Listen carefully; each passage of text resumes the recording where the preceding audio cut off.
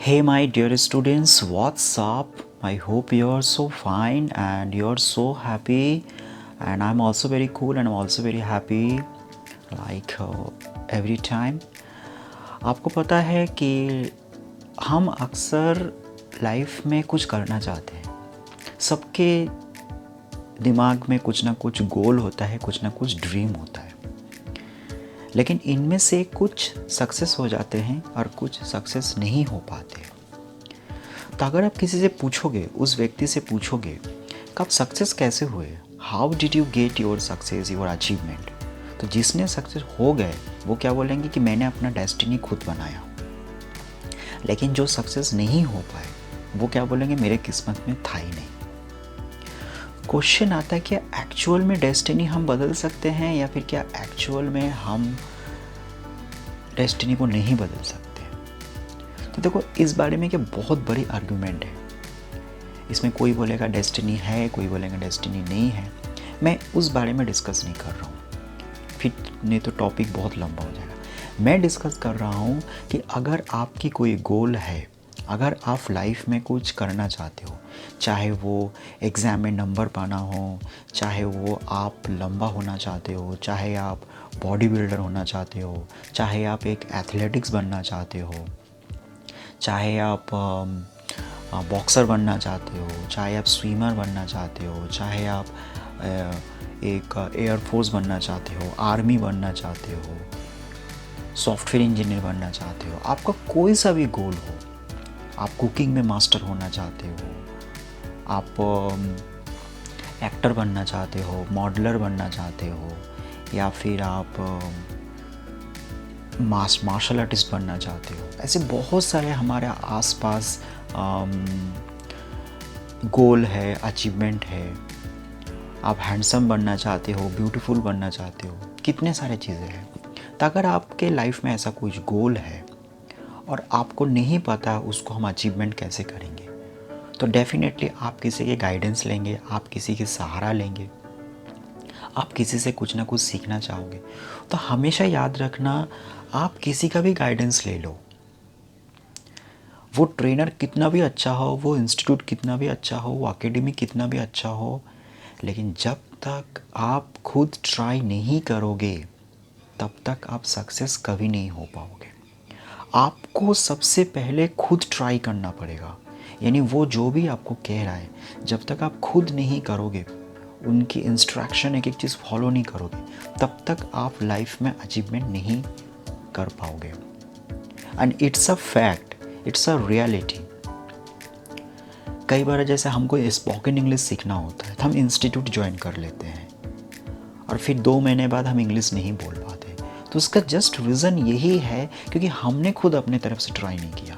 तो सबसे पहले हमको फोकस क्या करना है कि हमको अपना लेवल बेस्ट देना है 100%. उसके बाद वो ट्रेनर अच्छा है या बुरा है, वो एकेडमी अच्छा है या बुरा है, that is a different thing. But at first you have to think your self कि हम अपने तरफ से 100% दें. तो अचीवमेंट का 70% 75% ऑलरेडी क्लियर हो जाता है. जिस प्रकार एक इंसान हमको कुछ सिखाता है, जिस प्रकार हम इंसानों से कुछ सीखते हैं, ऐसे हमको कहते हैं कि दुनिया में सबसे ज़्यादा अच्छी नॉलेज आपको मिलेंगे नेचर से. ट्रीज़, एनिमल्स, बर्ड्स, इंसेक्ट्स, उनसे हमको बहुत कुछ सीखने को मिलता है. आपको बुक से भी ज़्यादा अच्छा नॉलेज इंसेक्ट्स दे सकता है. आपको बुक से भी ज़्यादा अच्छा नॉलेज एनिमल्स दे सकते हैं, बर्ड्स दे सकते हैं, ट्रीज़ दे सकते हैं, सीजन्स दे सकते हैं. जैसे कहते हैं ना कि यूनिटी अगर आपको सीखना है तो चींटी से सीखो यूनिटी. काम करना अगर सीखना है तो चींटी से सीखो, वो कैसे पहले से हर काम स्टोरेज करके रखते हैं. यूनिटी जैसे कौवा से आप सीखो, क्रो से. पंक्चुअल बनना है तो मुर्गा से सीखो. तो हम जानवर से बहुत कुछ सीख सकते हैं. सो आज का स्टोरी जो है ना, ये ऐसी के बेस पर है जहाँ पर एक छोटा सा चिड़िया रहते हैं, वो उड़ नहीं पाते और उसके मम्मी पापा बहन भाई सब उसको सिखाते हैं कि इस प्रकार उड़ना चाहिए, इस प्रकार उड़ना चाहिए. लेकिन वो उड़ ही नहीं पाते क्योंकि वो उड़ने से डरते हैं. अब वो क्यों डरते हैं? वो हम देखेंगे।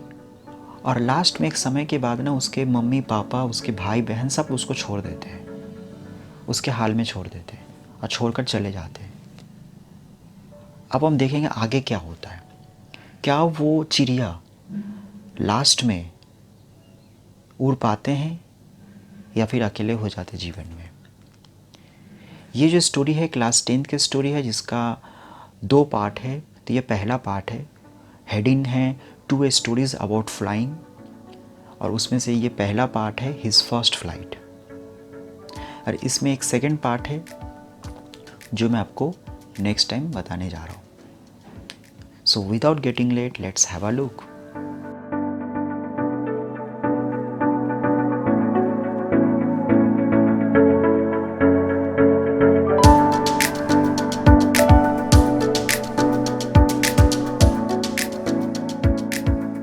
सो माय डियर स्टूडेंट्स, जैसे मैंने अभी आप लोगों को कहा था कि ये जो टॉपिक है, ये टॉपिक बहुत अच्छा है। आज जो चैप्टर हम डिस्कस करने जा रहे हैं ये बहुत अच्छा है, क्योंकि इस चैप्टर में हमें बहुत अच्छा मैसेज मिलेगा। जैसे आप सबको पता है कि सभी आदमी, सभी लोग हम जीवन में कुछ ना कुछ ट्राई करते हैं कुछ पाने के लिए, लेकिन कई बार हमारे सामने प्रॉब्लम आता है और जो उस प्रॉब्लम का सामना करता है वही सक्सेस हो जाते हैं। तो जैसे आप लोगों को पता होगा कि ये जो बुक है ये फर्स्ट फ्लाइट का बुक है, और ये क्लास 10 सीबीएसई बोर्ड का टेक्स्ट बुक है। और इसमें आज जो चैप्टर हम करने जा रहे हैं उस चैप्टर का नाम है 2 स्टोरीज अबाउट फ्लाइंग, राइट। और इसके अंदर 2 पार्ट है। पहला पार्ट है हिज फर्स्ट फ्लाइट, जिसका राइटर है लियाम, और सेकेंड पार्ट है ब्लैक एरोप्लेन, जिसका राइट है फेडरिक, राइट। सो हम सबसे पहले हिज फर्स्ट फ्लाइट कंप्लीट करेंगे और देन आफ्टर हम ब्लैक एरोप्लेन कंप्लीट करेंगे। और दोनों पार्ट बहुत अच्छा है। तो आप देख सकते हो यहाँ पे मैंने चैप्टर 6 लिख रखा है ताकि आप इसको बहुत इजी वे में अंडरस्टैंडिंग कर सके। एंड 2 स्टोरीज अबाउट फ्लाइंग, चूँकि फ्लाइंग सबसे इंपॉर्टेंट वर्ड है इसलिए मैंने इसको हाईलाइट किया है। और इसके अंदर 2 पार्ट है, his first flight and black aeroplane. तो let's complete at first flight. और ये आपको पता ही है, अगर आपने मेरे पहले चैप्टर अगर देख चुके हैं तो मैं हमेशा कोई भी टॉपिक अगर करवाता हूँ तो सबसे पहले मैं रिव्यू करवाता हूँ। तो रिव्यू में क्या है कि इस चैप्टर में हम क्या क्या कवर करेंगे। सो फर्स्ट हम अबाउट द राइटर के बारे में सीखेंगे, थोड़ी बहुत हम राइटर के बारे में स्टडी करेंगे। देन आफ्टर हम कैरेक्टर के बारे में स्टडी करेंगे। देन आफ्टर वोकैबुलरी के बारे में पढ़ेंगे, फिर सेंट्रल आइडिया, फिर समरी, फिर moral and then question answer. और इसमें से कुछ चीज़ें ऐसे हैं जो आपको पढ़ना ही है, जैसे कैरेक्टर आपको स्टडी करना ही पड़ेगा। सेंट्रल आइडिया आप पढ़ लेंगे तो बहुत अच्छा रहेगा। समरी तो पढ़ना ही है, no option, and question answers ये भी आपको करना है। अब 3 ऑप्शन ऐसा बचा है जो आपकी चॉइस है, क्योंकि ये टॉपिक एग्जाम में नहीं आता है। जैसे अबाउट द राइटर हो गया, उसके बाद आपका वोकैबुलरी हो गया और मोरल हो गया। ये 3 जो चीज़ है ना, ये चीज़ एग्ज़ाम में नहीं आता है, लेकिन अगर आप इसको कंप्लीट करेंगे तो आपकी जो पर्सनैलिटी है, आपकी जो कम्युनिकेशन है, ये बहुत अच्छा रहेगा, है ना। सो ये आप कर लेना, क्योंकि it will help you a lot. Vocabulary पढ़ेंगे तो आपको मीनिंग्स की इन्फॉर्मेशन बहुत अच्छा रहेगा। आप कोई भी इंग्लिश अगर टेक्स्ट बुक पढ़ते हो, आंसर पैसेज पढ़ते हो, या किसी के साथ इंग्लिश में टॉक करते हो, तो आपको काफ़ी हेल्प रहेगा। और मोरल तो आपको पता ही है, जो मेरा फेवरेट है। इससे हमको लाइफ में कुछ सीख मिलता है, हमको लेसन मिलता है। उससे क्या होता है, हम हमेशा अच्छा काम करते हैं, लोग हमारी बहुत तारीफ करते हैं। तो ये करना आप, ठीक है। तो सबसे पहले हम अबाउट द राइटर के बारे में स्टार्ट करते हैं। देखो मैंने यहाँ पे पार्ट 1 में एक नाम लिख रखा है उस पार्ट स्टोरी का, हिज फर्स्ट फ्लाइट, और यहाँ पे मैंने एक फ़ोटो भी डाल रखा है। And I hope you are understanding कि ये जो फोटो है, इस फोटो में आपको दिख रहा है कि यहाँ पे एक छोटा सा बर्ड है और यहाँ पे भी एक बड़ी सी बर्ड है। मतलब कहीं ना कहीं इनके पापा या मम्मी या कोई फैमिली मेम्बर होंगे और ये उड़ने की कोशिश कर रहा है। तो हम आगे देखेंगे कि क्या ये वाकई में फिर उड़ पाता है कि नहीं उड़ पाता है। So we will come to know at the end. और इसका जो राइटर है इस फर्स्ट फ्लाइट का, इसका राइटर है लियाम ओ फ्लाहैट्री। ठीक है, ये नाम आप याद रखना। About the writer, Liam O'Flaherty was very socialist person. Liam जो थे ना, वो काफ़ी समाज के बारे में सोचते थे। वो एक ऐसा इंसान था जो समाज के इशू के बारे में हमेशा लिखना पसंद करता था, या कोई भी मुद्दा उठाना उनको अच्छा लगता था। He feels good spending time with animals. उनको एनिमल्स के साथ समय बिताना बहुत अच्छा लगता था। वो एनिमल्स को बहुत पसंद करते थे। He says, वो कहते हैं, animals has also feeling like human. वो क्या कहते हैं? वो कहते हैं कि जिस प्रकार हमारे अंदर भावना होता है, वैसे एनिमल्स के अंदर भी भावना होते हैं। यानी हमारे तरह एनिमल्स के अंदर भी फीलिंग्स होते हैं। Here, the story His First Flight expresses us a very truthful message which is written by Leon Flaherty. जैसा आपको पता है कि His First Flight लिखा है लियन ने, राइट? लेकिन लियन के ये जो स्टोरी है, इस स्टोरी में हमको एक बहुत अच्छा मैसेज मिलेगा, और वो मैसेज कोई झूठ मूठ नहीं है, सचमुच मैसेज है। यानी इसमें से हमको जो मैसेज मिलेगा वो रियल में हमारे लाइफ में काम आएगा। तो ये मैंने थोड़ा सा आपको अबाउट द राइटर के बारे में बताया। आगे अगर आपको इसके बारे में कुछ डिटेलिंग इंफॉर्मेशन लेना है तो डेफिनेटली आप गूगल से सर्च करके स्टडी कर सकते हो, क्योंकि गूगल एक ऐसा प्लेटफॉर्म है जहाँ पर हर टाइप का हमको मैसेज मिलता है, राइट? नेक्स्ट आता है वोकैबुलरी। तो वोकैबुलरी में भी आपको पता होगा कि यहाँ पे जो मीनिंग्स है, जो बोल्ड में आप देख रहे हैं, यहाँ पर हो गया, यहाँ पर हो गया, ये जो मीनिंग है, ये मीनिंग आपकी बुक्स में है, राइट? और इसका जो सिनोनिम्स है, यानी इसका जो अर्थ है, वो मैंने सिमिलर वर्ड में लिख रखा है। तो हो सकता है आपके सामने अगर इंग्लिश मीनिंग आपको समझने में थोड़ी सी प्रॉब्लम हो, तो आप क्या करना, इस वर्ड को गूगल ट्रांसलेट में जाके टाइप करना और हिंदी लिख देना, तो उसका हिंदी मीनिंग बता देगा। अगर कुछ मोबाइल नहीं है या फिर एंड्रॉयड मोबाइल नहीं है, तो मार्केट में डिक्शनरी भी मिलता है, हिंदी टू इंग्लिश या इंग्लिश टू हिंदी, तो उसमें से भी आप कोई भी वर्ड का मीनिंग हिंदी में जान सकते हो। बट रिक्वेस्ट ये है, रिकमेंडेशन ये है कि आप सभी वर्ड का मीनिंग थोड़ा थोड़ा करके याद कर लेना, क्योंकि जैसे मैंने आप लोगों को पहले कहा था कि it will boost your communication, right? So यहाँ पे कुछ मीनिंग्स है जो आपका थोड़ा सा डिफिकल्ट है, तो आप कर लेना। अब हम आते हैं कैरेक्टर।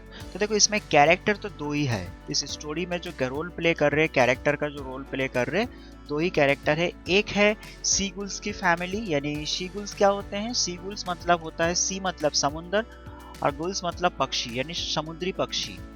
एक प्रकार के पक्षी होते हैं जो समुद्र किनारे में रहते हैं, राइट? तो यहाँ पे एक सीगुल्स के पूरे परिवार रहते हैं। तो उनके परिवार में टोटल 6 मेंबर होते हैं। देखो यहाँ पे लिखा है 6 members of seagulls were living happily, और जिन्होंने काफी खुश थे अपने जीवन में, उनका जीवन बहुत अच्छा चल रहा था। लेकिन इन 6 मेंबर्स में से एक मेंबर ऐसा था जिसको लेकर पूरी कहानी है, वो था यांग सीगुल। यानी इन 6 में से सबसे छोटा जो सीगुल था, सबसे छोटा जो समुद्री पक्षी था, उनके मेंबर में से, उनको लेकर ही पूरी कहानी है। तो उनका खासियत क्या था? Who could not fly like other family members, यानी इस 6 मेंबर में से यही एक यांग सीगुल था जो उड़ नहीं पाता था, बाकी सब उड़ सकते थे, बाकी सब उड़ सकते थे। ठीक है, तो ये आपको समझ में आ गया कि इसके अंदर 2 कैरेक्टर है, एक है फैमिली ऑफ सीगुल्स और एक है यांग सीगुल्स। अब हम आते हैं सेंट्रल आइडिया में। तो सेंट्रल आइडिया क्या है? जैसे मैंने अभी आप लोगों को कहा था कि सेंट्रल आइडिया मीन्स होता है किसी भी टॉपिक को शॉर्ट में समझना। This story is about 6 सीगुल्स। ये जो स्टोरी है ये 6 सीगुल्स की कहानी है। दे वर हैप्पी, वो काफी खुश थे। But one sad news was there, पर एक सैड न्यूज था कि among them a younger son could not fly, यानी उनके जो सीगुल थे उनमें से जब छोटा सा जो बच्चा था वो नहीं उड़ पाता था। But later he got success to fly higher like his other family members, लेकिन बाद में वो सफल हो जाते हैं उड़ने में, और वो भी उनके बाकी जो मेंबर थे 5 मेंबर उनकी तरह बहुत ऊंचाई तक वो उड़ना सीख जाते हैं। तो ये सेंट्रल आइडिया है कि यहाँ पर 6 सीगुल रहते हैं, 6 मेंबर रहते हैं, वो काफ़ी अपने जीवन में खुश रहते हैं। लेकिन एक सैड न्यूज़ ये भी था कि उनमें से एक ऐसा था जो नहीं उड़ पाता था, लेकिन बाद में वो उड़ना सीख जाते हैं और फिर सभी बहुत खुश रहते हैं। अब हम इस स्टोरी में ये देखेंगे कि वो उड़ नहीं पाते तो क्यों नहीं उड़ पाते हैं, और फिर उसके साथ बीच में क्या होता है, और लास्ट में वो कैसे उड़ते हैं। ठीक है, तो डियर मैंने आप लोगों को कहा था ना कि ये हमको बहुत एक इंटरेस्टिंग मैसेज देगा। अब हम पढ़ेंगे समरी। तो समरी में क्या है कि there was a family of seagulls, मतलब एक परिवार था, और वो परिवार किसका परिवार था? समुद्री पक्षी का परिवार था। In this family 6 members were there, like father, mother, 2 sons, 1 daughter। और उन परिवार में 6 मेंबर थे, जैसे पापा, मम्मा, 2 बेटा, 1 बेटी। ठीक है, ये सब उनके मेंबर्स में थे।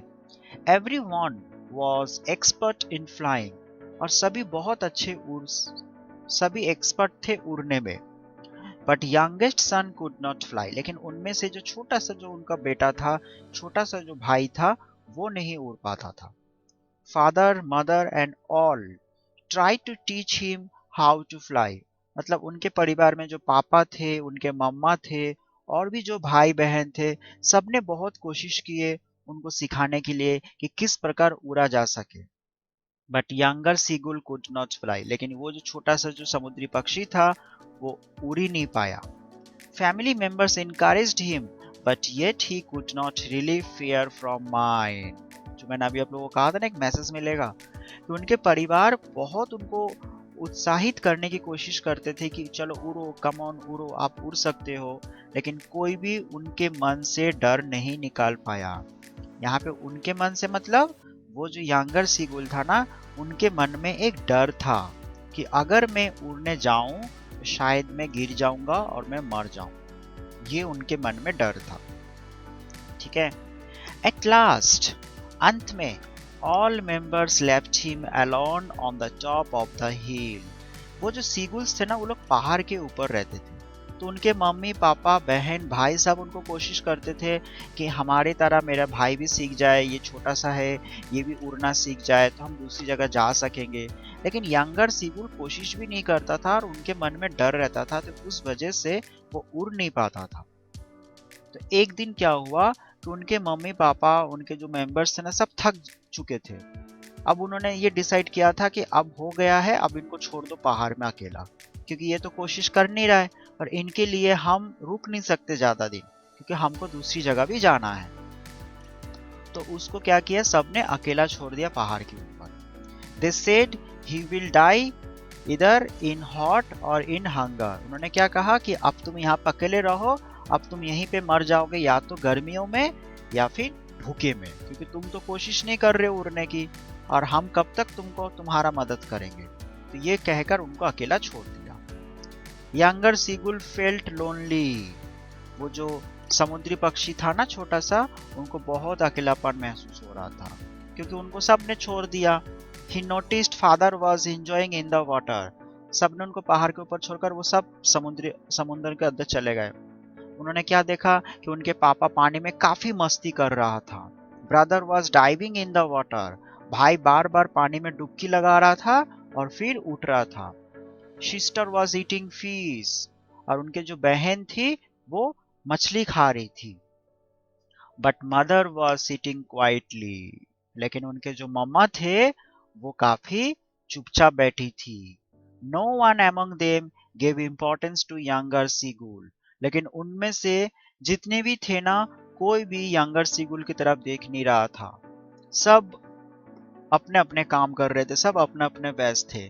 पापा पानी में एंजॉय कर रहे थे, बेटा पानी में डुबकी लगा रहे थे, सिस्टर बहन मछली खा रही थी, और उनके जो मम्मा थे वो चुपचाप बैठी थी। क्योंकि कहीं ना कहीं आपको पता ही होगा कि माँ का मन बहुत मतलब बहुत सॉफ्ट होता है।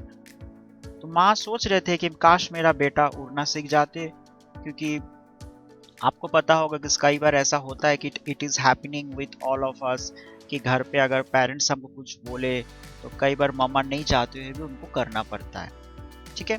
Younger seagull was feeling hot and hungry. वो जो यंगर सीगुल था, छोटा सा जो समुद्री पक्षी था जो पहाड़ के ऊपर बैठा हुआ था, उसको काफी भूख लग रहा था और उनको काफी गर्मी भी महसूस हो रहा था, ठीक है। सडनली, अचानक, his mother came to him and told him try to fly once more. जैसे मैंने आपको कहा कि माँ की मन बहुत सॉफ्ट होता है। वो वहां पे चुप कर बैठी थी और सोच रही थी कि मैं क्या करूं। अचानक उसके मम्मा उनके पास आए और उनसे कहा कि एक बार कोशिश करो उड़ने की। फिर उसको समझाए कि if he not try to fly he will die. उसको क्या कहा कि अगर वो उड़ने की कोशिश नहीं करेगा तो वो क्या होगा, वो मर जाएगा। There was fish in mother's peel. उनके मम्मा के जो चोंच पर एक मछली का टुकड़ा था। She told younger son to catch fish. उसने क्या कहा कि तुम एक काम करो, मेरे चोंच में जो मछली है उसको पकड़ने की कोशिश करो, इसको खाने की कोशिश करो। Younger seagull started to catch the fish but failed. Younger जो सीगुल जो था, वो छोटा सा जो समुद्री पक्षी था, वो उसके मम्मा के चोंच में से मछली को निकालने की कोशिश कर रहा था। He was trying again and again but failed. वो बार बार कोशिश कर रहा था लेकिन वो कर नहीं पा रहा था, क्योंकि जितने बार उनके जो छोटा सा बच्चा था, जो यंगर सीगुल था, जितने बार वो मछली लेने की कोशिश कर रहा था मम्मा के चोंच में से, उतनी बार उसकी मम्मा ऊपर उड़कर थोड़ा सा जा रही थी। उससे क्या हो रहा था, यंगर सीगुल जो है ना, वो एवरी टाइम थोड़ी सी ऊपर उड़ने की कोशिश कर रहा था। और ऐसे करते करते finally younger seagull failed that his fear vanished. और अचानक उनको महसूस हुआ कि उनके जो मन में डर था कि अगर मैं उड़ने जाऊं शायद मैं गिर जाऊंगा, मेरे हाथ पैर टूट जाएंगे, वो जो मन में डर था वो गायब हो जाता। And now he could fly like other members of family.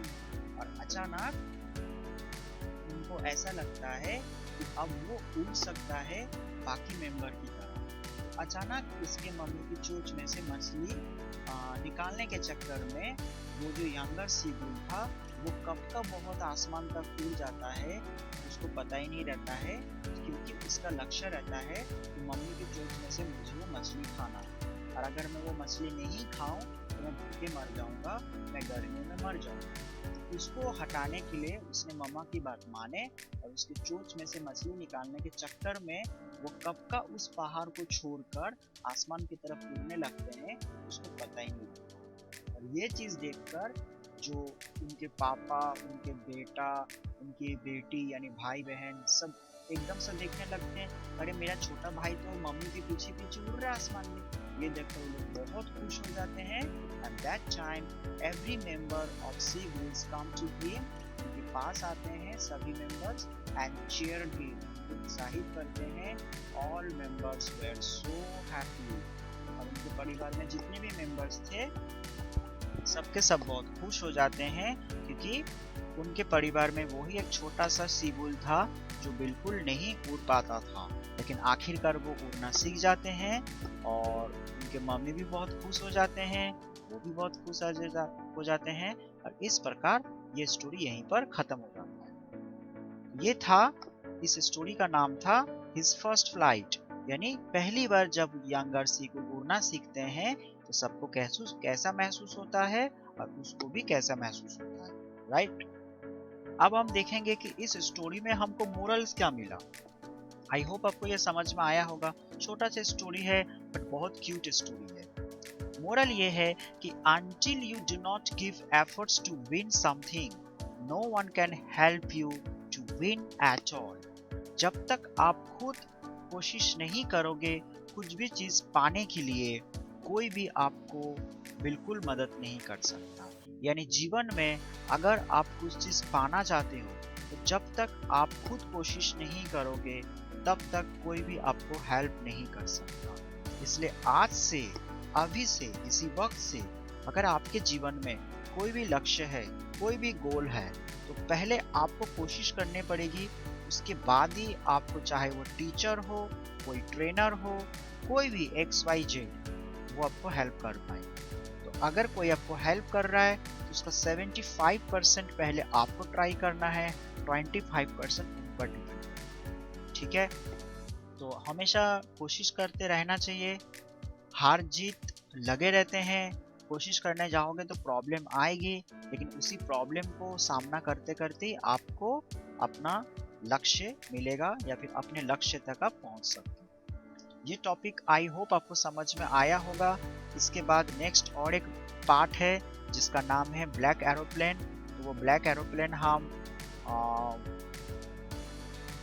वापस थोड़ी समय बाद हम पढ़ेंगे, और इसमें भी आपको बहुत अच्छा एक मतलब मैसेज मिलेगा। ठीक है, सो देखते हैं हम नेक्स्ट टॉपिक में क्या लिखा है। सो हमने क्या देखा, हमने देखा कि पहला जो पार्ट था वो हिज फर्स्ट फ्लाइट का था, ठीक है, जिसमें एक चिड़िया था और वो आखिरकार सक्सेस हो जाते हैं। अब जो सेकेंड पार्ट है ये भी बहुत डिफरेंट पार्ट है। आपने देखा होगा कई बार हम गाड़ी चलाते हैं, कई बार हम स्पोर्ट्स खेलते हैं, कई बार हम किसी से बात करते हैं, कई बार हम रोड से चलते हैं, कई बार हम जॉगिंग करते हैं, कई बार हम खाना बनाते हैं, कई बार हम टूर करने जाते हैं, कई बार हम कभी कभी मस्ती मजाक करते हैं। तो कभी कभी देखना एक्सीडेंट हो जाता है हमारा, और जब एक्सीडेंट होता है तो एकदम से कभी कभी हम बच जाते हैं। एक्सीडेंट होते होते बच जाते हैं, गिरते गिरते हम बच जाते हैं। तो उस समय हम क्या बोलते हैं कि भगवान ने आज बचा लिया, लाख लाख मैं बच गया, भगवान किस्मत अच्छा था कि आज मैं एक्सीडेंट होते होते बच गया। अब यहाँ पर अगर आप सोचो तो हो सकता है गॉड ने आपको एक अलर्ट किया, भगवान ने आपको कुछ इशारा कर रहे हैं। हो सकता है कि आपका एक्सीडेंट बहुत बड़ा होने वाला था लेकिन एक छोटे से चीज़ों के साथ आप बच गए, या फिर हो सकता है किसी की शक्ति होगा उस वजह से आप बच गए, जो भी आप मानो। या फिर हो सकता है कि अगर आप मतलब नास्तिक हो तो आप बोलोगे कि नहीं मैंने अपने आप में ट्राई किया है, क्योंकि नास्तिक जो होते हैं वो ये सब नहीं मानते, जो आस्तिक होते हैं वो ये सब मानते हैं कि नहीं ईश्वर है, कोई मेरे साथ है, किसी का आशीर्वाद है। तो आज का जो स्टोरी है ना ये इसी के बेस पर है, जिसमें 10th क्लास में है ये स्टोरी, और 2 स्टोरीज अबाउट फ्लाइंग का सेकंड पार्ट है जिसका नाम है ब्लैक एरोप्लेन। ये CBSE बोर्ड का है, और इसमें ऐसा ही एक इंसान रहते हैं, वो एक जगह काम करते हैं और कुछ समय बाद वो फैमिली के साथ मिलने के लिए अपना घर जाते हैं, home town.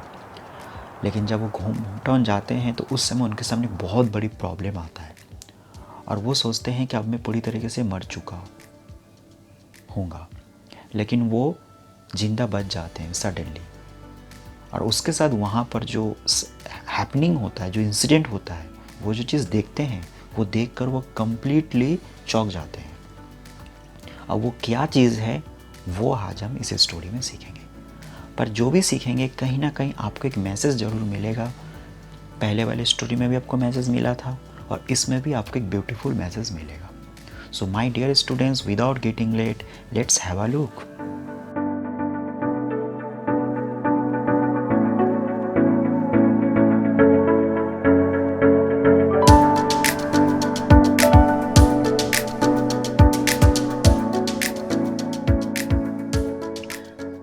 Hey my dear students, so मैं वापस से आ गया हूँ आप लोगों को सेकेंड पार्ट समझाने के लिए। मैं एक्चुअली थोड़ा सा पानी पी रहा था, है ना। थोड़ा सा कोई भी काम करते करते ना हमको बीच बीच में थोड़ा सा रेस्ट लेना चाहिए। इससे क्या होता है कि जो हम काम करते हैं ना, नेक्स्ट काम जो हम नेक्स्ट वर्क करते हैं उसमें हमारा एनर्जी प्रॉपर वे में बना रहता है। So anyways, come to the point. Last time हमने सीखा था हिज फर्स्ट फ्लाइट, जहाँ पर हमने देखा था कि एक छोटा सा समुद्री पक्षी रहता है, एक सीगुल रहता है जो डर के मारे, डर से वो उड़ नहीं पाता था, लेकिन अंत में वो सक्सेस हो जाते हैं और जिससे उनका परिवार जो है वो काफ़ी हैप्पी हो जाते हैं, राइट। उनके परिवार काफ़ी हैप्पी हो जाते हैं और इसी तरीके से हमने हिज फर्स्ट राइड कंप्लीट किया था और आज हम कंप्लीट करेंगे ब्लैक एरोप्लेन, राइट। सो ये टॉपिक भी बहुत अच्छा टॉपिक है, इसमें भी हमको एक मैसेज मिलेगा। ये पार्ट 2 है ना।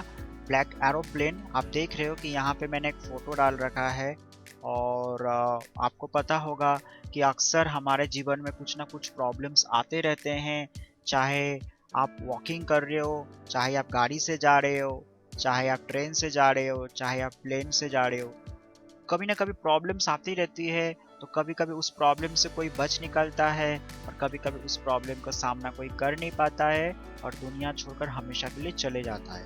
यहाँ पर एक इंसिडेंट ऐसा ही एक होता है, लेकिन कुछ थोड़ा सा अ लिटिल बिट डिफरेंट होता है यहाँ पर। तो वो क्या होता है वही हम यहाँ पे देखेंगे। तो ब्लैक एरोप्लेन जो लिखा है, ये जो राइटर है उसका नाम है फ्रेडरिक फॉर्सिथ। तो फ्रेडरिक क्या बता रहे हैं वो हम देखते हैं। तो इसमें भी सबसे पहले हम अबाउट द राइटर के बारे में स्टडी करेंगे। तो देखो यहाँ पे लिखा है, Frederick Forsyth was such a writer who loves to write about impossible to possible. यानी फ्रेडरिक फॉर्सिथ एक ऐसा राइटर था जिनको इम्पॉसिबल यानी असंभव को संभव में बदलना, इस प्रकार की कहानी लिखना उनको बहुत अच्छा लगता था।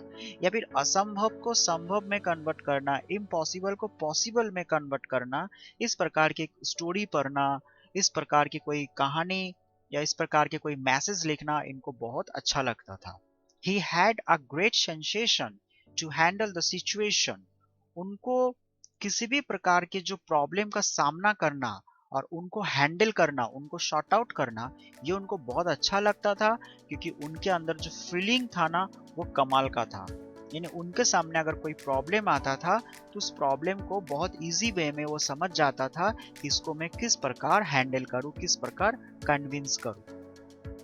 ही यहाँ पे लोगों, यहाँ पे थोड़ा सा मैंने मिस्टेक किया है। He feels, यहाँ पे फिट नहीं होगा, यहाँ पे feels होगा, टाइपिंग मिस्टेक है। He feels that a power is there around us always that protect us in bad time. वो महसूस करते थे, वो मानते थे कि कोई एक शक्ति है जो हमेशा हमारे आसपास रहते हैं और वो शक्ति हमको कब मदद करता है, जब हम किसी भी प्रकार के कोई प्रॉब्लम में रहते हैं। यानी हमारे बुरे वक्त में वो शक्ति हमारे जो आसपास है वो हमको प्रोटेक्ट करता है। दिस पावर में बी द गॉड और समथिंग लाइक इनर कॉन्फिडेंस और समथिंग एल्स। और ये पावर कुछ भी हो सकता है, जैसा जो लोग मानते हैं। कोई बोलते हैं वो ईश्वर शक्ति है, या फिर कोई कहते हैं कि आपके आत्मविश्वास जो अंदर से निकलता है, इनर कॉन्फिडेंस, जैसा आप मानो, है ना। लेकिन एक शक्ति है। Here he shown a great and unbelievable incident named Black Aeroplane. यहाँ पर इनके साथ जो इंसिडेंट होता है उस इंसिडेंट का नाम बहुत ही अविश्वसनीय है। मतलब ऐसा इंसिडेंट जो कभी विश्वास कर ही नहीं सकते, ऐसा उसके साथ हुआ था। इसलिए उन्होंने इस स्टोरी का नाम रखा है ब्लैक एरोप्लेन। मतलब एरोप्लेन तो आपको पता है, लेकिन ब्लैक क्यों रखा है वो हम यहाँ पर देखेंगे। तो राइटर के बारे में आपको पता चल चुका है कि जो राइटर थे वो कमाल के थे। वो हमेशा मतलब इम्पॉसिबल वाले चीज़ का सामना करते थे। उनका अंदर सेंसेशन बहुत अच्छा था किसी भी सिचुएशंस को हैंडल करना, और वो मानते थे कोई एक शक्ति है जो हमको हमेशा बुरे वक्त में बचाता है। और वो गॉड के भी शक्ति हो सकता है या फिर कुछ इनर कॉन्फिडेंस या इनर पावर भी हो सकता है। ठीक है, अब देखो कुछ वोकैबुलरी है। ये वोकैबुलरी आपको बुक्स में मिल जाएंगे, जैसे मैंने पहले भी कहा था, और इसका सिमिलर मीनिंग यहाँ पे दे रखा है। तो आप इसको स्टडी कर लेना, क्योंकि it will help you in communication, right. Character, देखो कैरेक्टर में 3 कैरेक्टर है। पहला कैरेक्टर तो नैरेटर है। नैरेटर मतलब कौन है? इस स्टोरी के writer Frederick, a person who was going home to spend with family from France to England.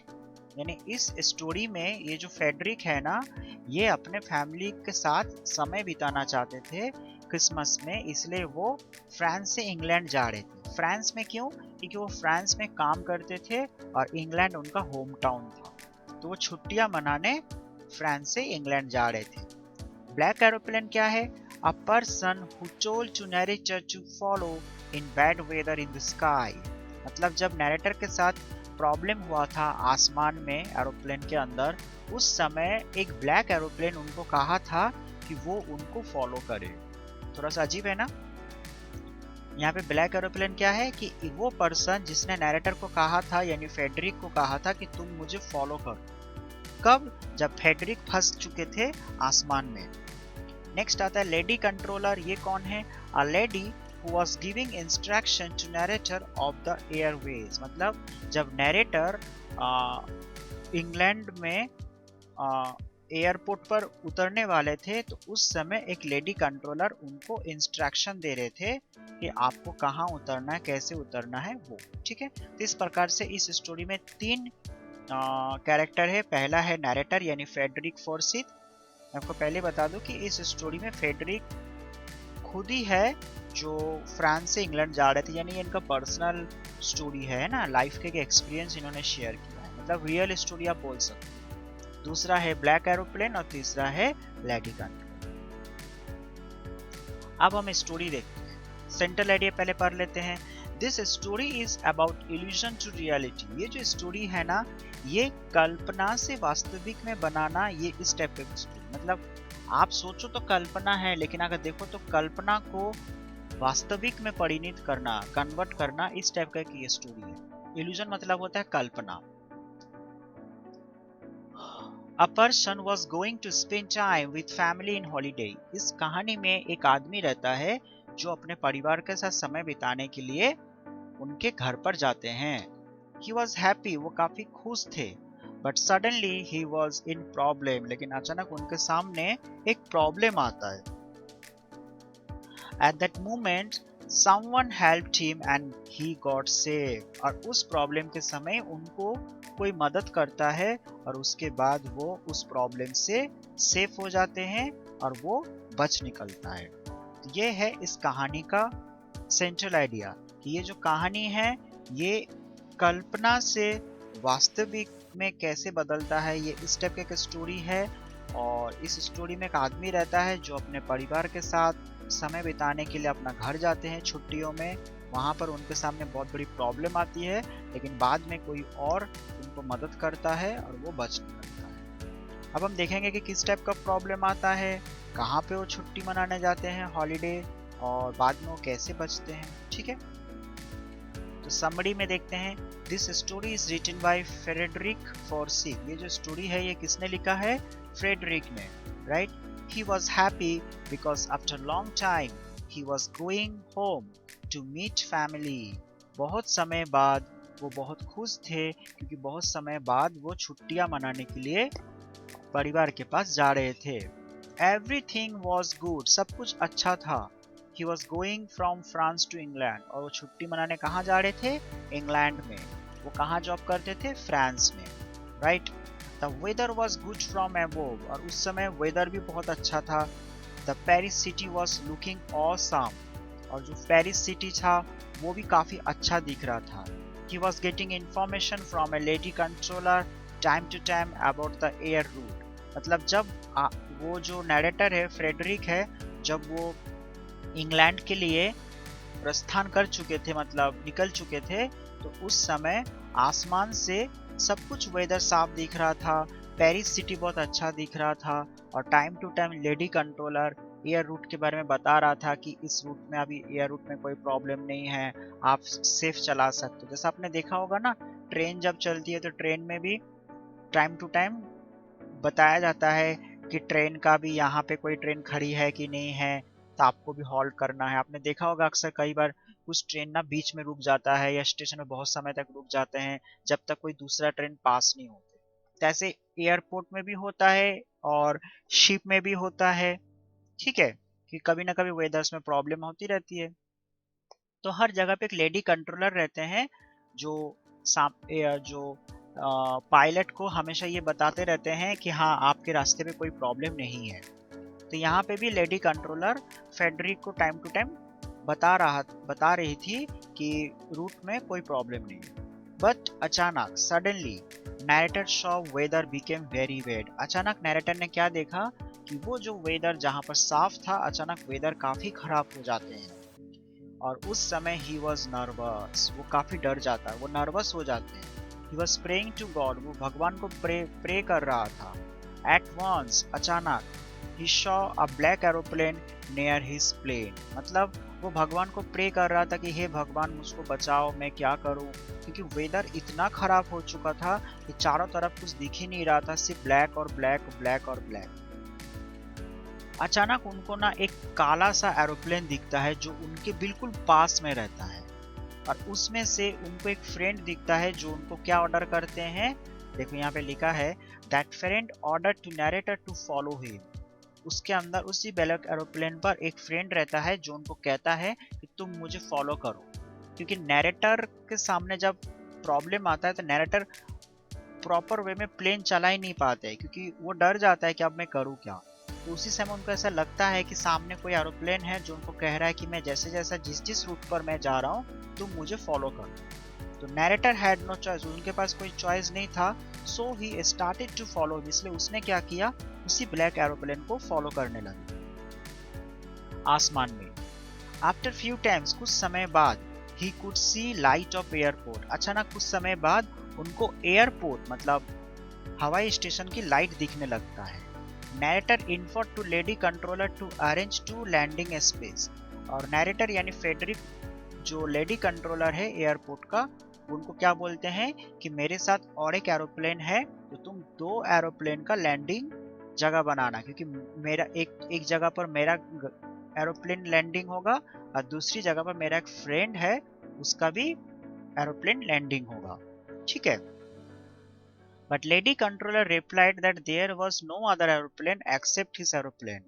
लेकिन लेडी कंट्रोलर उस समय क्या बोलते हैं कि आप कैसी बातें कर रहे हो, आपके साथ तो कोई दूसरा एरोप्लेन है ही नहीं, आपको तो एक ही एरोप्लेन है और वो है आपका, तो मैं 2 स्पेस क्यों बनाऊं, 2 लैंडिंग स्पेस क्यों रखूं, खाली करूं। ये सुनकर ना नैरेटर आउटसाइड बाहर की तरफ देखते हैं तो ही वॉज सरप्राइज्ड, वो एकदम सा चौंक जाते हैं। क्यों? The narrator saw that really there was no black aeroplane. वो देखते हैं बाहर कोई एरोप्लेन था ही नहीं। लेकिन ही रिच्ड ऑलरेडी टू इंग्लैंड, लेकिन वो ऑलरेडी इंग्लैंड पहुंच जाते हैं। He was looking so confusion but happy also. वो कंफ्यूज रहता है कि फिर मुझको आसमान में वो ब्लैक एरोप्लेन था कौन, किसने मुझको कहा था कि तुम मुझे फॉलो करो। पर कंफ्यूज रहते भी हैं, साथ में खुश भी रहते हैं कि आखिरकार चलो वो एक प्रॉब्लम से बच निकला और वो इंग्लैंड पहुंच गया है, अब वो फैमिली से मस्ती कर पाएंगे, फैमिली के साथ टाइम स्पेंड कर पाएंगे। लेकिन उनके जीवन में एक कंफ्यूजन हमेशा रहता था और आज भी है कि वो जो आसमान में मेरे साथ जो इंसिडेंट हुआ था, मुझको जो महसूस हुआ था कि कोई एक ब्लैक एरोप्लेन मेरे सामने आया और मुझको कहा कि तुम मुझे फॉलो करो, और मैंने उस समय जब उसको फॉलो किया तो मैं आखिरकार यहाँ पे पहुंच गया। वो था कौन? क्या वो भगवान था? क्या वो कोई ईश्वर था? क्या कोई वो मेरा इनर पावर था, मेरा बहम था? ये क्वेश्चन ही उनके दिमाग में हमेशा के लिए बना रहा। फिर उसने सोचा क्यों ना मैं ये स्टोरी, अपने लाइफ की जो स्टोरी है ये मैं शेयर करूँ, एक्सपीरियंस शेयर करूँ। तो ये था स्टोरी जिसका नाम है ब्लैक एरोप्लेन। आपने समझ में आपको आया होगा कि ब्लैक एरोप्लेन क्यों नाम रखा गया है, क्योंकि ब्लैक एरोप्लेन की वजह से उनकी जिंदगी बच गई, लेकिन वह हमेशा उनके जीवन में एक क्वेश्चन बना रहा कि वो था। खैर जो भी हो, मोरल मैंने यहाँ पे अपने तरीके से एक लिखा है कि some time inner power is more powerful than outer power. कभी कभी हमारे अंदर की जो शक्ति होता है ना, बाहर की शक्ति से बहुत ज्यादा स्ट्रांग होता है। यानी मान लो बाहर आप देख रहे हो कि 4 लोग आपके सामने खड़े हैं और आप अकेले हो, तो अगर आपके अंदर की शक्ति ये कहेगा कि मैं इस चारों के साथ हैंडल कर सकता हूँ, तो हो सकता है कि आप अकेले उस चारों को हैंडल कर पाओ। मतलब बाहर की शक्ति कौन है? वो 4, और अंदर की शक्ति कौन है? वो आप अकेले। तो कई बार इनर पावर हमको बहुत हेल्प करता है बाहर की शक्तियों से लड़ने के लिए। जैसे आपने कबड्डी में देखा होगा कि कई बार एक आदमी पूरे 4 को गिरा देते हैं। आर्मी में भी आपको दिखा होगा। तो इनर पावर बहुत पावरफुल होते हैं बाहर की शक्ति से। यानी इस कहने का मतलब ये है कि मुसीबत में बाहर से ज़्यादा आपको अंदर की शक्ति आपको साथ देंगे। अगर कभी भी आप मुसीबत में फँस रहे हो, चाहे एग्ज़ाम हो, कभी किसी लड़ाई हो, कभी कोई इंसिडेंट ऐसा हो रहा है, तो अंदर से आप मत हारना। अंदर से आप हमेशा यही विश्वास बनाए रखना कि नहीं, मैं इससे सक्सेस हो पाऊंगा, मैं इससे बच निकलूंगा। यही इस कहानी का मोरल है। एंड ये दोनों टॉपिक जो था ये इसके अंदर ही है। यानी आज जो चीज़ हमने स्टडी किया ये ब्लैक एरोप्लेन था। इससे पहले हमने जो किया था वो हिज फर्स्ट फ्लाइट था। और ये दोनों टॉपिक एक ही स्टोरी का अंदर है। उसका नाम है टू स्टोरीज अबाउट फ्लाइंग। ये भी फ्लाइंग के ऊपर था, लेकिन ये पक्षी के ऊपर था कि हमेशा मन में एफर्ट्स करना चाहिए, अंदर से कोशिश करनी चाहिए। और ब्लैक एरोप्लेन में भी देखो यही बताया गया है कि इनर पावर हमेशा होनी चाहिए, तभी हम हर मुश्किल का सामना कर सकते। ये चैप्टर नंबर 6 का अंदर है। And my dear students, I hope आपको ये टॉपिक समझ में आया होगा। नेक्स्ट टाइम फिर एक न्यू टॉपिक लेकर आऊँगा और ये टॉपिक बहुत ब्यूटीफुल रहेगा, आपको मज़ा आ जाएगा। ये भी पर्सनल एक्सपीरियंस से रिलेटेड है। एंड तब तक के लिए see ya see ya my dear student.